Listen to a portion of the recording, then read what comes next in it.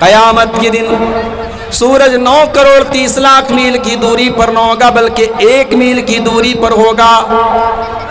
پسینے سے لوگ اس قدر بے حال ہوں گے، کوئی اپنے ٹخنے تک، کوئی گھٹنے تک، کوئی کمر تک، کوئی پورا کا پورا پسینے میں ڈوبا ہوا ہوگا۔ قیامت کے دن کی اس گرمی کے عالم میں اللہ کے پیارے نبی فرماتے ہیں سبعۃ یظلھم اللہ فی ظلہ یوم لا ظل الا ظلہ۔ قیامت کے دن 7 لوگ ایسے ہوں گے جن کو اللہ تعالیٰ اپنے عرش کا سایہ عطا فرمائے گا۔ جس دن اللہ کے سائے کے علاوہ کوئی سایہ نہ ہوگا، اس دن اللہ تعالیٰ اپنے ان 7 بندوں کو اپنا سایہ عطا فرمائے گا۔ ان 7 بندوں میں ایک وہ انسان بھی ہوگا، فرمایا شاب نشا فی عبادت اللہ، وہ نوجوان جس کی جوانی اللہ کی عبادت میں گزری ہو، جس نے جوانی میں عبادت کر کے اللہ کو راضی کیا ہو۔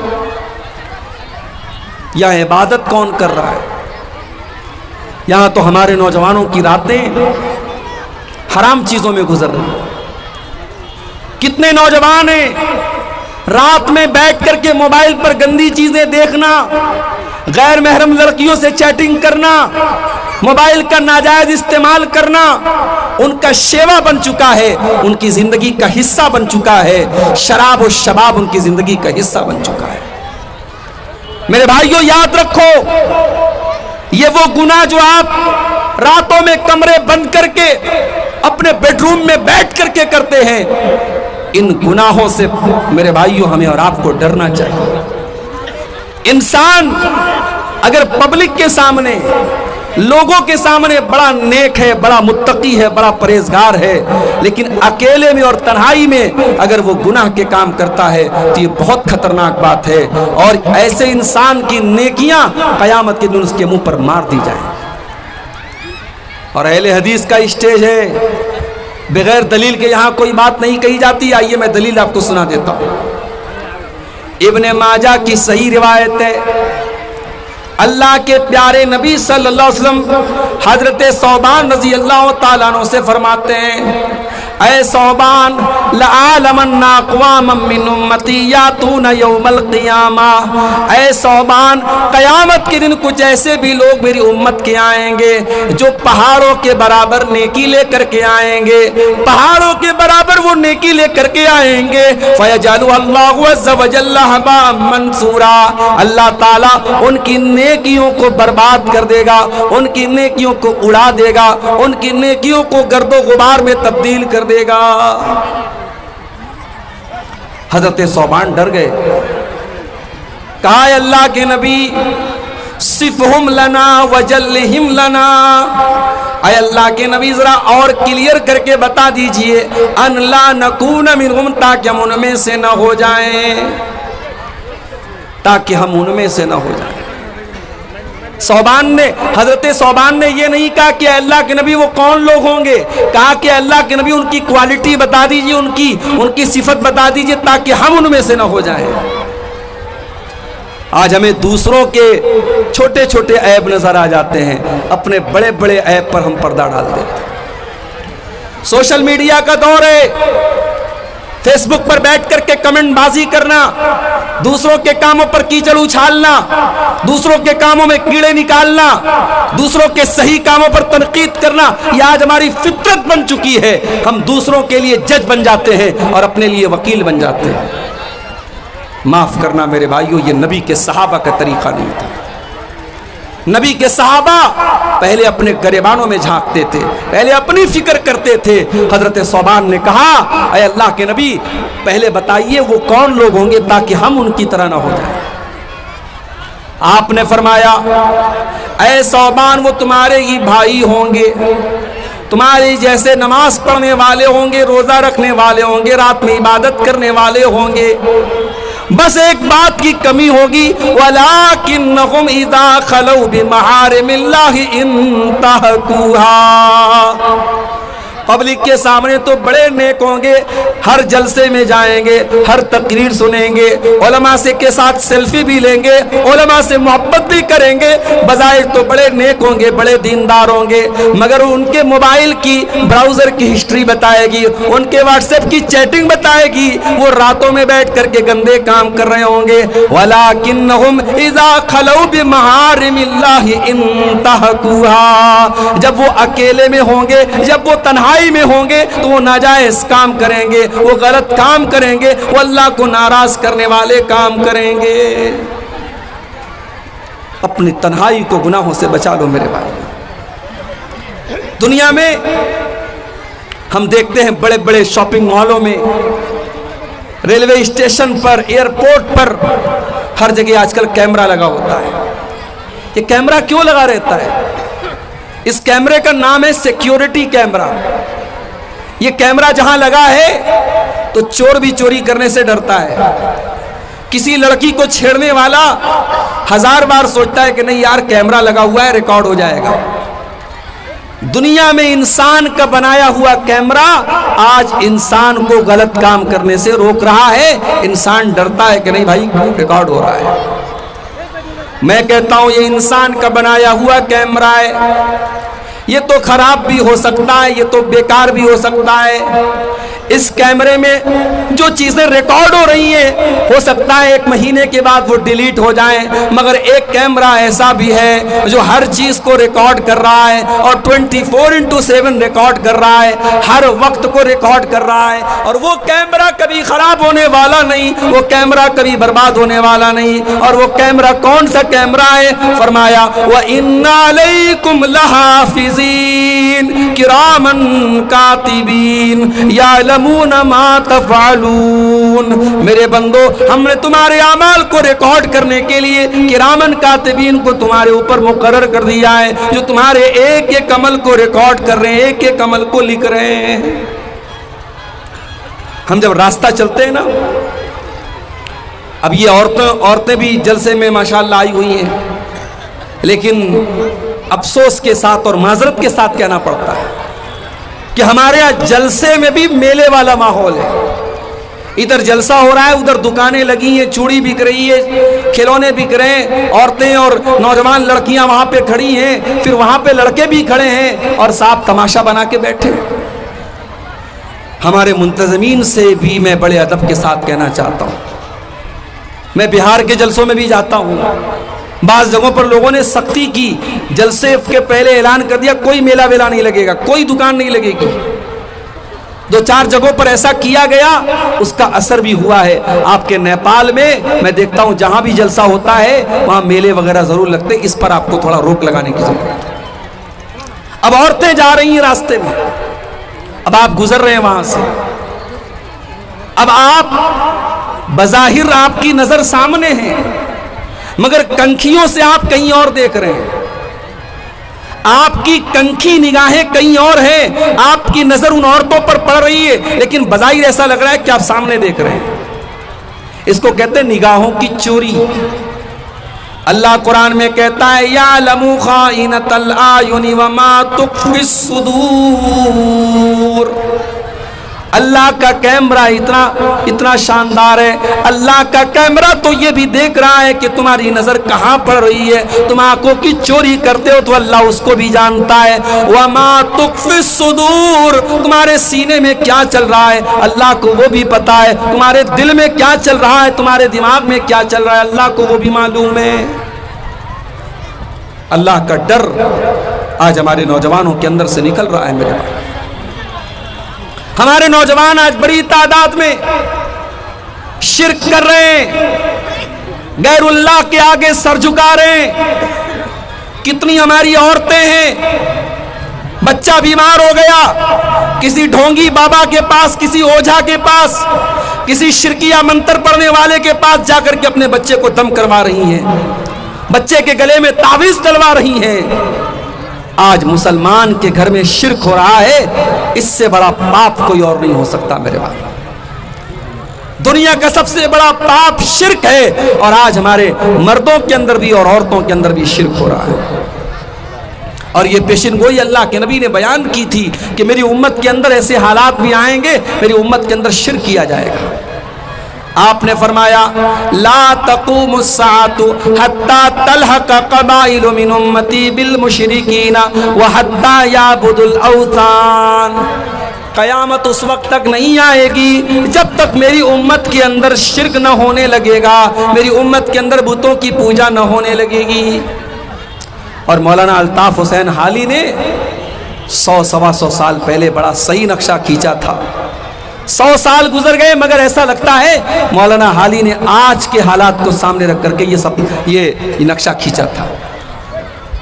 بہت سارے کام ہمارے غیر مسلم بھائی کرتے ہیں، ان کے مندروں میں ہوتا ہے، ان کے عبادت گاہوں میں ہوتا ہے، ہم کہتے ہیں صاحب یہ غلط ہو رہا ہے، شرک ہو رہا ہے، اور وہی کام مسلمان مزاروں پہ جا کے کرتا ہے اور قبروں پہ جا کے کرتا ہے، اس کو صحیح کہتا ہے۔ مولانا حالی کہتے ہیں کرے غیر گر بت کی پوجا تو کافر، کواکب میں مانے کرشمہ تو کافر، جھکے آگ پر بہر سجدہ تو کافر، جو ٹھہرائے بیٹا خدا کا تو کافر، مگر مومنوں پر کشادہ ہے راہیں، پرستش کرے شوق سے جس کی چاہیں، نبی کو جو چاہیں خدا کر دکھائیں، اماموں کا رتبہ نبی سے بڑھائیں، مزاروں پہ جا جا کے نظریں چڑھائیں، شہیدوں سے جا جا کے مانگیں دعائیں، نہ توحید میں کچھ فرق اس سے آئے، نہ اسلام بگڑے نہ ایمان جائے۔ مسلمان کے گھر میں آج شرک ہو رہا ہے۔ میرے بھائیوں، سب سے پہلے اپنے گھروں کو شرک سے پاک کرو۔ میں کہتا ہوں ہمیں اگر اپنے پریوار سے محبت ہے، اپنے بیوی بچوں سے محبت ہے، کیا ہم کبھی گوارا کریں گے کہ ہم تو جنت میں چلے جائیں اور ہمارے بیوی بچے جہنم کی آگ میں چلے جائیں؟ ارے جہنم کی آگ چھوڑ دو، اگر کسی کے بچے کی انگلی کٹ جائے، کسی کی بیوی کو ذرا سی چوٹ لگ جائے، شوہر بے چین ہو جاتا ہے، باپ بے چین ہو جاتا ہے، اپنے بال بچوں کو ہم ذرا سی تکلیف میں نہیں دیکھ سکتے۔ میرے بھائیوں، ہم جہنم کی آگ میں اپنے بچوں کو جلتا ہوا کیسے دیکھ سکتے ہیں؟ اس لیے اپنے بچوں کے ایمان کی فکر کرو، ان کی عقیدے کی فکر کرو، ان کی توحید کی فکر کرو، اور دیکھو کہیں تمہارے بچے شرک تو نہیں کر رہے ہیں، تمہاری بیوی کہیں شرک تو نہیں کر رہی ہے۔ اگر کہیں ہو رہا ہے اس پر پہلے روک لگاؤ۔ میرے پیارے ساتھیوں، شرک کرنے والا اللہ کی توہین کرتا ہے، اللہ کی ناقدری کرتا ہے۔ شرک کرنے والا اللہ کو چھوڑ کر کے کسی اور سے جب مانگتا ہے اللہ کی توہین کرتا ہے۔ اور اسی لیے اللہ سورہ حج کے اندر فرماتا ہے، ایک بڑی پیاری مثال دیتے ہوئے اللہ فرماتا ہے یا ایھا الناس ضرب مثل فاستمعوا لہ، اے لوگو اللہ تعالیٰ ایک مثال دے رہا ہے، غور سے سنو۔ ان الذین تدعون من دون اللہ لن یخلقوا ذبابا، تم اللہ کو چھوڑ کر کے جن کو پکارتے ہو وہ ایک مکھی پیدا کرنے کی طاقت بھی نہیں رکھتے۔ وَإِن يَسْلُبْهُمُ الذُّبَابُ شَيْئًا لَا يَسْتَنقِذُوهُ مِنْهُ، اور مکھی اگر ان کی کوئی کھانے پینے کی چیز لے کر کے چلی جائے وہ مکھی سے وہ چیز چھین نہیں سکتے ہیں۔ ضعف الطالب والمطلوب، مانگنے والا بھی کمزور ہے اور جس سے مانگا جا رہا ہے وہ بھی کمزور ہے۔ کمزور سے مانگ رہا ہے، بندہ بندے سے مانگ رہا ہے۔ ما قدر اللہ حق قدرہ، او لوگو تم نے اللہ کی قدر نہ کی جیسی کرنی چاہیے تھی۔ شرک کرنے والا اللہ کی ناقدری کرتا ہے، اللہ کی توہین کرتا ہے۔ اس لیے سب سے پہلے میرے بھائیوں اپنی توحید کی حفاظت کرو، اپنے دین کی حفاظت کرو۔ ہمارے نوجوان ایک بڑی تعداد میں، آج ہمارے نوجوانوں کی ایک بڑی تعداد ایسی ہے جن کی زندگی کا کوئی مقصد نہیں ہے۔ ان کی زندگی کا صرف 3 مقصد ہے، کھاؤ پیو انجوائے کرو، کھانا پینا اور انجوائے کرنا یہ زندگی کا مقصد بنا کے بیٹھے ہیں۔ معاف کرنا میرے بھائی، کھانا پینا اور انجوائے کرنا یہ ہماری زندگی کا مقصد نہیں ہے۔ اگر یہ مقصد ہوتا تو پھر ہمارے اور جانوروں کے بیچ میں کیا فرق ہے؟ جانور بھی اپنی شہوت پوری کرتا ہے، جانور بھی کھاتا ہے پیتا ہے، اور جانور بھی موج مستی کرتا ہے۔ ہم انسان ہیں، اور اللہ نے ہمیں اور آپ کو کیوں پیدا کیا؟ اللہ نے قرآن میں فرمایا وَمَا خَلَقْتُ الْجِنَّ وَالْإِنسَ إِلَّا لِيَعْبُدُونَ، میں نے جنات اور انسان کو اپنی عبادت کے لیے پیدا کیا ہے۔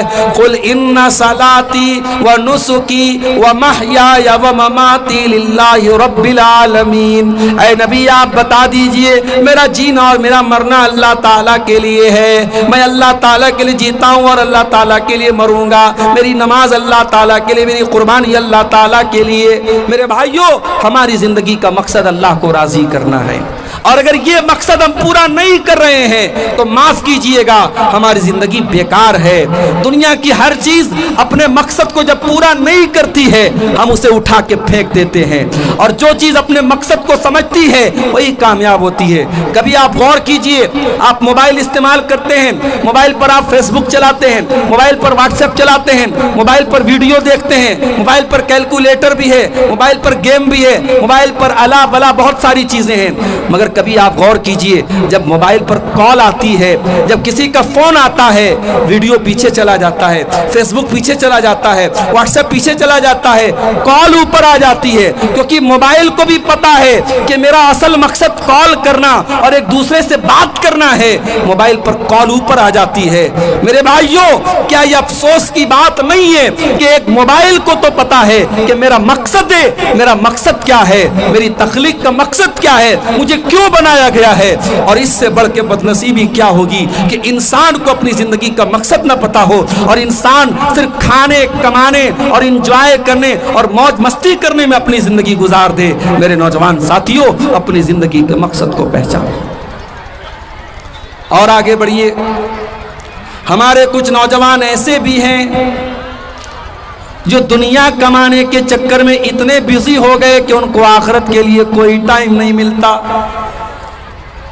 ان کا کاروبار چل رہا ہے، ان کی دکان چل رہی ہے، ان کی جاب چل رہی ہے، 5 ٹائم کی اذان مسجد میں ہو رہی ہے، مؤذن بار بار کہہ رہا ہے حی علی الصلاح حی علی الفلاح، مؤذن نماز کی طرف بلا رہا ہے، مؤذن کامیابی کی طرف بلا رہا ہے۔ یہ دکان چھوڑ کے جانے کو تیار نہیں ہے، یہ کاروبار چھوڑ کے جانے کو تیار نہیں ہے، یہ دنیا میں اتنا مگن ہے اپنی آخرت کے بارے میں ایک پل کے لیے بھی نہیں سوچ رہا ہے۔ میرے پیارے بھائیو، اللہ کے نیک بندے وہ ہوتے ہیں جو کاروبار بھی کرتے ہیں، جو تجارت بھی کرتے ہیں، جو اپنی دنیا کے لیے فکر کرتے ہیں، لیکن آخرت کو سب سے اوپر رکھتے ہیں۔ اللہ نے قرآن میں فرمایا رجال لا تلہیہم تجارت ولا بیع عن ذکر اللہ، میرے متقی بندے وہ ہیں، میرے نیک بندے وہ ہیں جن کا کاروبار ان کو اللہ کے ذکر سے غافل نہیں کرتا، جن کی تجارت ان کو نماز سے غافل نہیں کرتی ہے۔ یخافون یوما تتقلب فیہ القلوب والابصار، وہ قیامت کے دن سے ڈرتے ہیں، وہ اس دن سے ڈرتے ہیں جس دن کلیجے ہل جائیں گے، جس دن آنکھیں اپنی جگہ سے ہٹ جائیں گی اور دل اپنی جگہ سے ہٹ جائیں گے۔ قیامت کے دن کا ڈر اگر دل میں ہوگا میرے بھائیوں، انسان آخرت کی فکر کرے گا، انسان دنیا کے لیے دنیا کے اندر اتنا ڈوب نہیں جائے گا کہ آخرت کو بھول جائے۔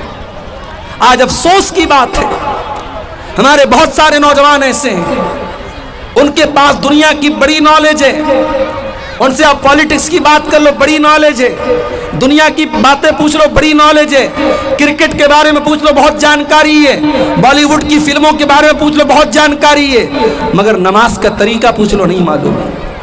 کتنے نوجوان ایسے ہیں باپ مر جائے، باپ کے جنازے پر کھڑے ہو کر کے جنازے کی نماز پڑھنے کا طریقہ بھی ان کو نہیں آتا ہے، ان کو جنازے کی دعائیں بھی نہیں آتی ہے۔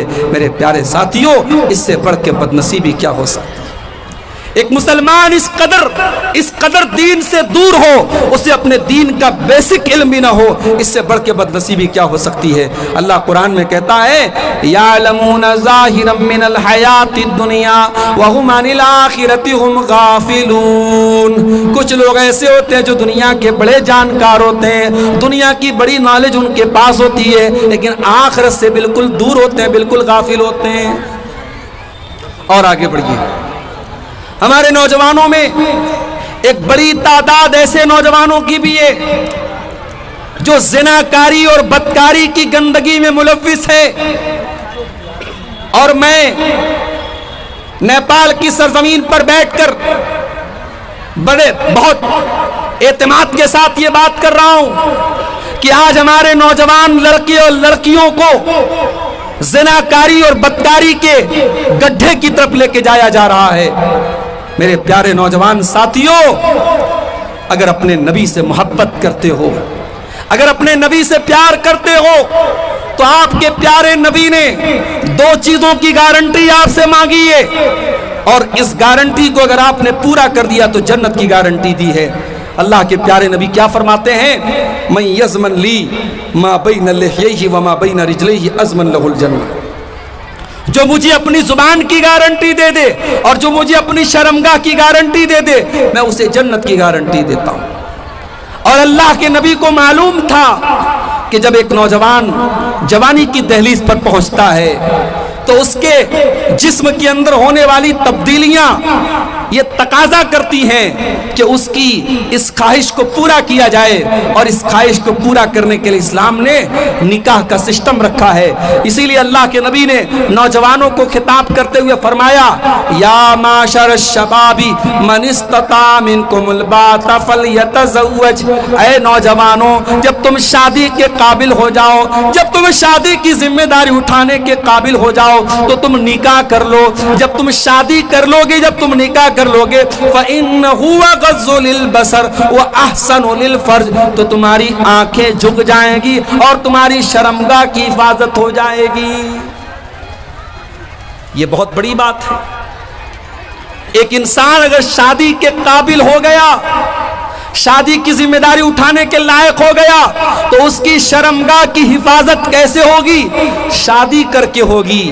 بھئی ہمیں بھوک لگی ہے، ہمیں کھانا چاہیے، تو آپ ہمارے سامنے بہترین سے بہترین چیزیں لا کے دے دیں، جب تک ہماری بھوک نہ مٹے گی ہمارا پیٹ نہ بھرے گا۔ ایک انسان شادی کے قابل ہے، شریعت کہہ رہی اس کی شادی کرا دو۔ مگر آج ہمارے سماج میں شادی بیاہ کے سسٹم کو، میری مائیں بیٹی ہیں، میں ان سے کہنا چاہتا ہوں اپنے بچوں کی شادی صحیح ٹائم پر کراؤ۔ یہ صحابہ کا دور نہیں ہے، یہ نبی کا دور نہیں ہے، یہ فتنوں کا دور ہے، یہ گندگی کا دور ہے، یہ زناکاری کا دور ہے۔ اپنے بچوں اور بچیوں کو اگر گندگی سے بچانا ہے، ان کی صحیح ٹائم پر شادی کرو، اور شادی کو آسان کرو۔ یہ جہیز کی رسم، یہ ہلدی کی رسم، یہ کی رسم، یہ بارات کی رسم، یہ لمبے چوڑے خرچ کی رسم، ایک دن کی خوشی کے لیے لاکھوں خرچ کرنے کی رسم، یا لڑکی کا باپ اپنی لڑکی کی شادی کرنے کے لیے زمین جائیداد بیچ دیتا ہے، بینک سے لون لے کر کے شادی کرتا ہے، اور اپنے آپ کو ہم اہل حدیث بھی بولتے ہیں اور قرآن و حدیث پر چلنے کا دعویٰ بھی کرتے ہیں۔ میرے بھائیوں، اگر ہم یہ دعویٰ کرنے کے باوجود اگر ہماری شادیوں میں جہیز کا لین دین ہو رہا ہے، ہماری شادیوں میں یہ رسم و رواج بنائے جا رہے ہیں، تو معاف کیجئے گا، ہم اہل حدیث نہیں ہیں۔ اہل حدیث کے نام پر ہم کلنک ہیں۔ اہل حدیث صرف سینے پر ہاتھ باندھنے کا نام نہیں ہے، صرف آمین زور سے بولنے کا نام نہیں ہے، صرف 8 رکعت تراویح پڑھنے کا نام نہیں ہے۔ اہل حدیث تو اس انسان کو کہتے ہیں جو اپنی عبادات میں، اپنے معاملات میں، اپنے تمام معاملات میں وہ کتاب و سنت کی پیروی کرے۔ میرے بھائیوں، اپنے نکاح کو آسان کرو، رسم و رواج کی بیڑیوں سے اپنے آپ کو آزاد کرو، اور اپنے بچوں کی صحیح ٹائم پر شادی کرو۔ اور شادی کی بات آئی ہے تو یہ بھی آپ کو بتا دینا چاہتا ہوں، شادی میں دینداری کو دیکھا کیجیے۔ میری ماں، جب آپ بہو تلاش کرنے جاؤ تو آپ حور پری جیسی بہو لانے کے بجائے دیندار لڑکی کو بہو بنا کے لاؤ، اور جب آپ اپنی بیٹی کے لیے داماد دیکھنے جاؤ تو شاندار حویلی دیکھنے کے بجائے اور بہترین سروس اور نوکری اور بہترین پیسہ دیکھنے کے بجائے دینداری کو دیکھو. انشاءاللہ وہ دیندار لڑکا آپ کی لڑکی کو خوش رکھے گا اور وہ دیندار بہو آپ کے گھر میں آ کر کے آپ کے گھر کو روشن کر دے گی. اللہ کے پیارے نبی فرماتے ہیں تنکح المرأۃ لأربعین، جب عورت کا نکاح ہوتا ہے تو 4 چیزیں عورت کے اندر دیکھی جاتی ہیں. لمالہا ولحسبہا ولجمالہا ولدینہا، مال دیکھا جاتا ہے، خوبصورتی دیکھی جاتی ہے، اور خاندان دیکھا جاتا ہے اور دینداری دیکھی جاتی ہے. آپ نے فرمایا فاظفر بذات الدین تربت یداک، دیندار عورت کو اپنے گھر میں لے کے آ جاؤ، کامیاب ہو جاؤ گے. دیندار عورت جب گھر میں آئے گی ساس کو ماں کا درجہ دے گی، سسر کو باپ کا درجہ دے گی، شوہر کی خدمت کرے گی، اپنے بچوں کی صحیح تربیت کرے گی، اور خوبصورتی اور آپ نے رنگ روپ دیکھا ہوگا، گھر میں آ کر کے وہ گھر کا ماحول خراب کر ڈالے گی، شوہر کو برباد کر ڈالے گی، بچوں کی نہ صحیح تربیت کرے گی نہ گھر کے اندر دینداری پیدا کرے گی. میرے پیارے بھائیوں، گھر کے اندر دیندار عورت کو آپ نکاح کر کے لائیے. اور جب دیندار عورت گھر میں آئے گی تو آپ یاد رکھیے دنیا کی سب سے بڑی دولت نیک عورت ہوتی ہے. اللہ کے نبی فرماتے ہیں الدنیا متاع وخیر متاع الدنیا المرأۃ الصالحہ، دنیا کی سب سے قیمتی دولت نیک عورت ہوتی ہے. اور نیک عورت کی پہچان کیا ہوتی ہے؟ نبی سے پوچھا گیا اے اللہ کے نبی سب سے بہترین عورت کون سی ہے، سب سے اچھی عورت کون سی ہے؟ اللہ کے نبی نے فرمایا کہ بہترین عورت وہ ہے جس کے اندر 3 چیزیں پائی جاتی ہیں. بہترین عورت کی نشانی 3 چیزیں ہیں. التی تسرہ اذا نظر وتطیعہ اذا امر ولا تخالفہ فی نفسہا ومالہ بما یکرہ. بہترین عورت وہ ہے شوہر دیکھے تو خوش ہو جائے. یہ جلسے میں بن سور کے جا رہی ہیں، یہ شادیوں میں میک اپ کر کے جا رہی ہیں، یہ فنکشنز میں یہ گھومنے پھرنے کے لیے سج سور کے جا رہی ہیں، اور شوہر کے لیے کبھی اپنے آپ کو سجایا نہیں، کبھی اپنے آپ کو سنوارا نہیں. اگر ایسی عورتیں یہ شکایت کرتی ہیں کہ میرا شوہر میری طرف دھیان نہیں دیتا، میرا شوہر مجھ سے محبت نہیں کرتا، میرے شوہر کو میری پرواہ نہیں ہے، تو ایسی عورتوں کی شکایت فضول ہے. اللہ کے نبی کہہ رہے ہیں کہ شادی شدہ عورت اپنے شوہر کے لیے میک اپ کرے، اپنے شوہر کے لیے سجے اور سنورے. التی تسرہ اذا نظر، جب شوہر دیکھے تو خوش ہو جائے. اور دوسری چیز کیا ہے؟ وتطیعہ اذا امر، جب شوہر کوئی بات کہے تو بیوی بات مانے، بیوی شوہر کی فرما بردار ہو.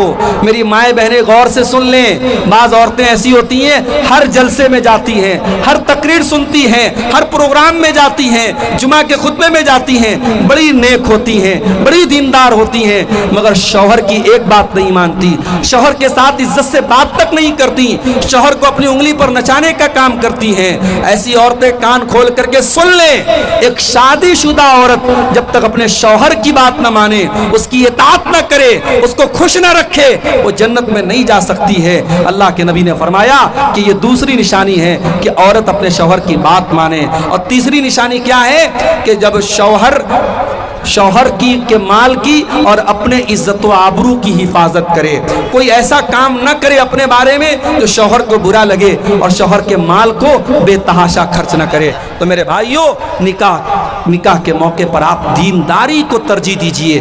اور میں یہاں یہ بھی بتا دیتا ہوں آپ کو، بعض لوگ کیا کرتے ہیں صاحب، بیٹی کی شادی ایسے پریوار میں کرتے ہیں، لڑکا شرابی ہے، لڑکا بدکار ہے، لڑکا قبر پرست ہے، اور یہ اپنی بیٹی کی شادی اس لڑکے سے کرتا ہے. اور پوچھو کیوں کرتا ہے؟ تو کہتے صاحب لڑکے کا خاندان بڑا اچھا تھا، لڑکے کا گھر بہت اچھا تھا، لڑکا سرکاری نوکری میں تھا، لڑکا بہت پیسے والا تھا. یہ ساری چیزیں دیکھ کر کے آپ نے اپنی بیٹی کی شادی کسی شرابی سے، کسی زانی سے اور کسی مشرک سے کر دی. میرے بھائیوں، ایک بکری کا بچہ بھی ہم پالتے ہیں اور کبھی اسے بیچ دیتے ہیں تو سوچتے ہیں کہ اس کو ہم نے بڑی محبت سے پالا ہے، ایسے انسان کو بیچے، اس بکری کے بچے کو کے اوپر ظلم نہ کرے. جانور کے اوپر بھی ہم ترس کھاتے ہیں، اپنی پھول جیسی بچیوں کو पालते हो, पोसते हो, उनके हर शौक और अरमान पूरे करते हो, और जब वो बेटी शादी के काबिल हो जाए तो किसी भी ऐरे गैरे नत्थु खैरे के हवाले कर देते हो, किसी शराबी के हवाले कर देते हो, किसी जानी के हवाले कर देते हो। माफ करना मेरे भाइयों, तुमसे अच्छे तो अरब के वो लोग थे जो अपनी बेटियों को पैदा होने के बाद जमीन में जिंदा गाड़ देते थे। आपने जवान होने के बाद अपनी बेटियों को जहन्नम में डाला है। नहीं मेरे भाइयों, जब बेटियों का रिश्ता देखने जाओ तो शराबी और जानी से अपनी बेटियों का रिश्ता न करो।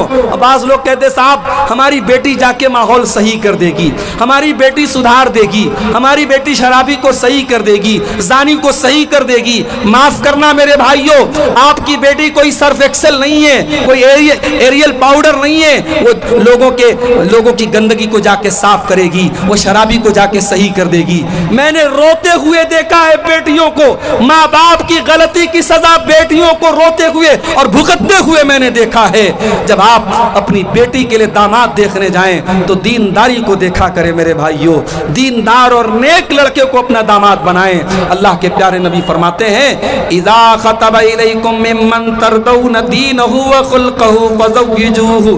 जब तुम्हारी बेटी के लिए ऐसा रिश्ता आ जाए, लड़का दीनदार है, लड़का बाखलाक है, लड़का अच्छा है, फज़व्विजूहु, तो तुम अपनी बेटी की शादी उससे कर दो।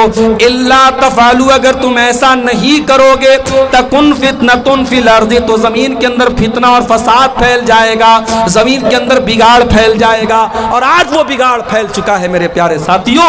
रिश्ते नाते में दीनदारी को तरजीह न देने की वजह से आज मामलात बेहद खराब हो रहे हैं, और निकाह को मुश्किल करने की वजह से ज़िना इतना आसान हो गया है कि होटलों के अंदर चंद रुपयों में आज ज़िनाकारी हो रही है, और आज निकाह करने के लिए लाखों रुपये खर्च करने पड़ते हैं। हमारी नौजवान नस्ल ज़िनाकारी की तरफ जा रही है। और जब ज़िना की बात आई है तो ये भी कान खोल करके सुन लो, सिर्फ ज़िना हराम नहीं है, ज़िना तक लेके जाने वाले चोर दरवाजे भी हराम है। ज़िना तक लेके जाने वाले चोर दरवाजे भी हराम हैं। घर में अगर देवर भाभी के बीच में पर्दा नहीं है, घर में अगर जीजा साली के बीच में पर्दा नहीं है, घर में अगर चाचा के लड़के, मामा के लड़के, खाला के लड़के से आपकी लड़की पर्दा नहीं करती है, तो ये भी आप अपने बच्चों को ज़िनाकारी की तरफ लेके जा रहे हैं। मेरे भाइयों, जिस तरीके से आप अपने मोहल्ले के और समाज के लड़कों से अपनी जवान बेटी को बचाते हैं, उसके खाला के लड़के, उसके मामू के लड़के, उसके चाचा के लड़के भी उसके लिए गैर महरम हैं, और उनसे भी आपको बचाना है।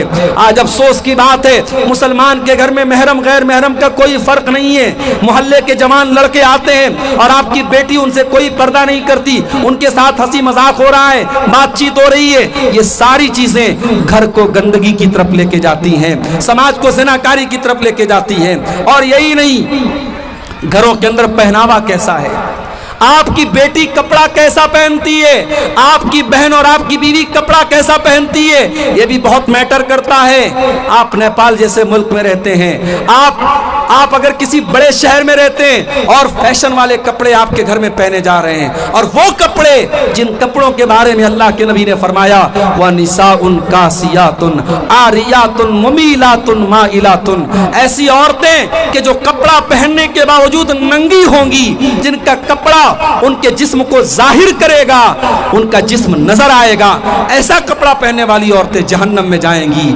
माफ करना मेरे भाइयों, अगर ऐसा कपड़ा आपके घर में पहना जाता है, वो कपड़ा पहनने वाली लड़की बाद में गुनहगार होगी, उससे सवाल बाद में किया जाएगा। पहले बाप से सवाल होगा, उसने बेटी को ऐसा कपड़ा ला के कैसे दिया, पहले भाई से सवाल होगा, उसने बहन को ऐसा कपड़ा ला के कैसे दिया, पहले शौहर से सवाल होगा, उसने बीवी को ऐसा कपड़ा ला के क्यों दिया। मेरे भाइयों, अगर आज हमारी औरतों के अंदर बेहयाई आ रही है तो ये एक तरफा मामला नहीं है, हमारे मर्द हजरात भी बेगैरत हो रहे हैं। जब मर्द बेगैरत होता है तब औरत बेहया होती है।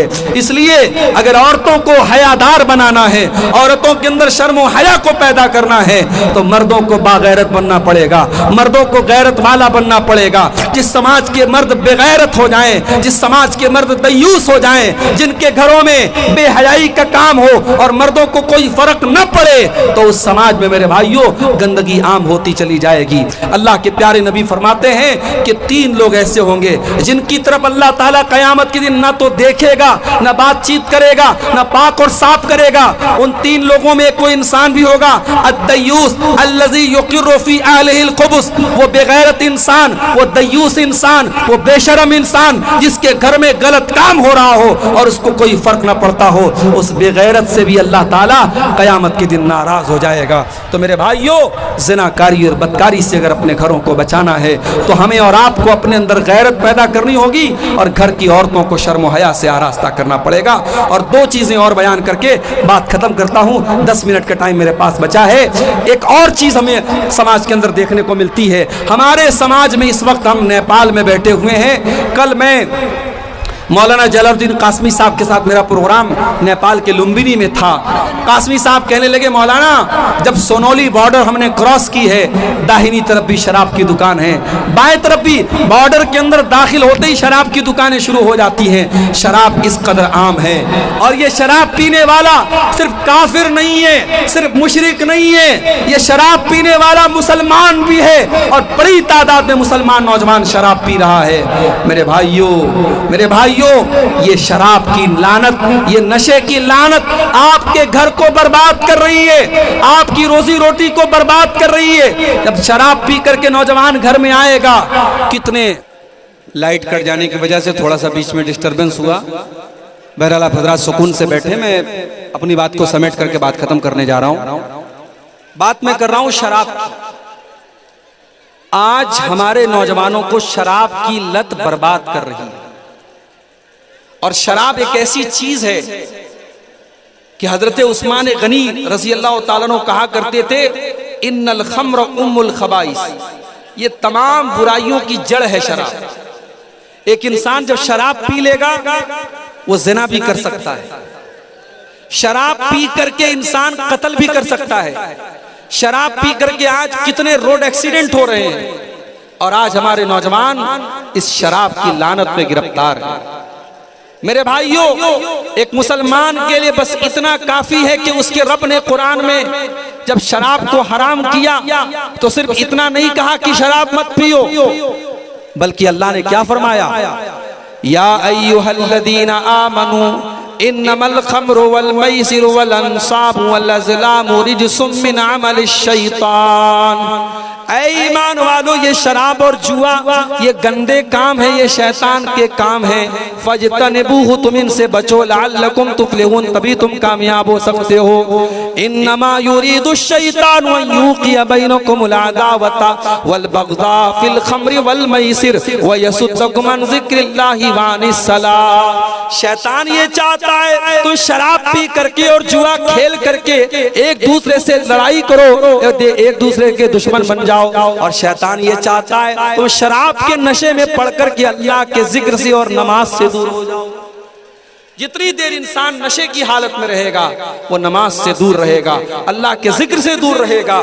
اس لیے میرے نوجوان ساتھیوں، شراب کو ترک کر دو، شراب کو چھوڑ دو، شراب سے اپنے آپ کو بچاؤ، اپنے گھر اور پریوار کو بچاؤ۔ یہ ایسی لت ہے جو آپ کے گھروں کو برباد کر دے گی۔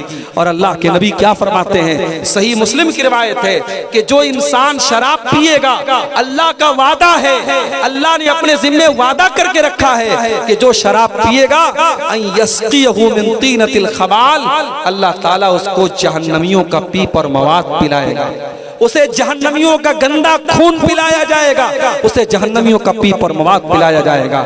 آج شراب کی یہ لعنت بھی، میں ابھی فلائٹ سے آ رہا تھا کاٹمنڈو سے جنک پور کے لیے، تو میرے آس پاس میں 2-4 بیوڑے جو ہے شرابی لگ رہا ہے وہ بیٹھے ہوئے تھے، اور شراب کی جو گند ہوتی ہے، جو مہک ہوتی ہے، وہ مجھے پریشان کر رہی تھی۔ جو انسان شراب کی مہک، جو شراب نہیں پیتا ہے اور جو شراب کو حرام سمجھتا ہے، اسے شراب کی مہک بھی برداشت نہیں ہوتی ہے۔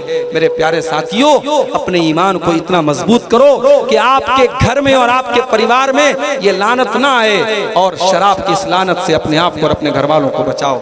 اور آخری چیز یہی کہوں گا میرے بھائیوں، اللہ نے قرآن کے 28ویں پارے میں ہمیں اور آپ کو یہ پیغام دیا ہے، قُوا أَنفُسَكُمْ وَأَهْلِيكُمْ نَارًا، اے ایمان والو اپنے آپ کو اور اپنے گھر والوں کو جہنم کی آگ سے بچاؤ، اس کا ایندھن انسان اور پتھر ہے۔ اگر ہمیں اور آپ کو اپنے گھر پریوار سے محبت ہے، اپنے بیوی بچوں سے محبت ہے اور ہم ان کی چنتا کرتے ہیں، ان کی فکر کرتے ہیں، تو میرے بھائیوں انہیں جہنم کی آگ سے بچانے کی بھی ہم فکر کریں۔